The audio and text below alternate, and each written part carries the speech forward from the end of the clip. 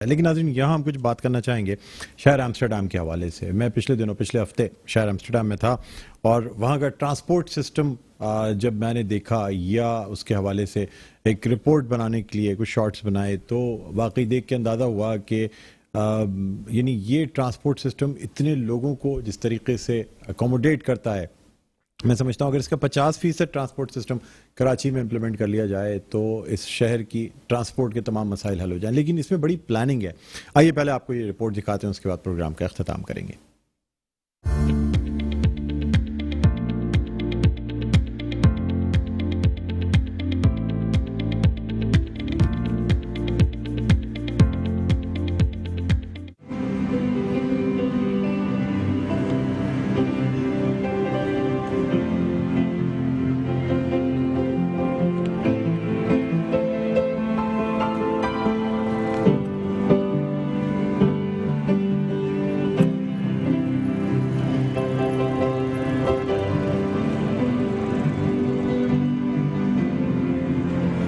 ناظرین یہ کوئی پرفارمنس ہال نہیں بلکہ شہر ایمسٹرڈیم کے ایک حصے ایمسٹل کا اسٹیشن ہال ہے. یہاں نہ صرف لوگ اس پیانو کی پرفارمنس سے محظوظ ہوتے ہیں بلکہ اس کے ساتھ ساتھ یہاں شاپنگ مال بھی ہے اور دنیا کی مشہور فوڈ چینز کی فرینچائزز بھی موجود ہیں. اس کے علاوہ ایمسٹرڈیم کے ٹرانسپورٹ سسٹم میں ایک اہم کردار سینٹرل اسٹیشن کا ہے. ایمسٹرڈیم سینٹرل اسٹیشن پہ نہ صرف روڈ اور ریل سے سفر کرنے والے لوگ بلکہ اس کے ساتھ ساتھ کنال ٹور بھی کرایا جاتا ہے. اور نہ صرف شہر ایمسٹرڈیم کے رہائشی بلکہ دنیا بھر سے آئے ہوئے سیاح بھی سینٹرل اسٹیشن ضرور آتے ہیں اور یہاں کی سرگرمیوں سے لطف اندوز ہوتے ہیں. یہاں سینٹرل اسٹیشن پہ نہ صرف 5 اسٹار ہوٹلز موجود ہیں بلکہ اس کے ساتھ ساتھ یہاں مختلف شاپنگ برانڈز کی بڑی بڑی چینز ہیں اور یہاں کا ٹریفک بہت ہی ڈسپلن ٹریفک ہے. ٹرامز چلتی رہتی ہیں, ٹریفک چلتا رہتا ہے اور ساتھ ساتھ پیدل چلنے والے لوگ بھی اپنی اپنی سرگرمیوں میں مصروف رہتے ہیں.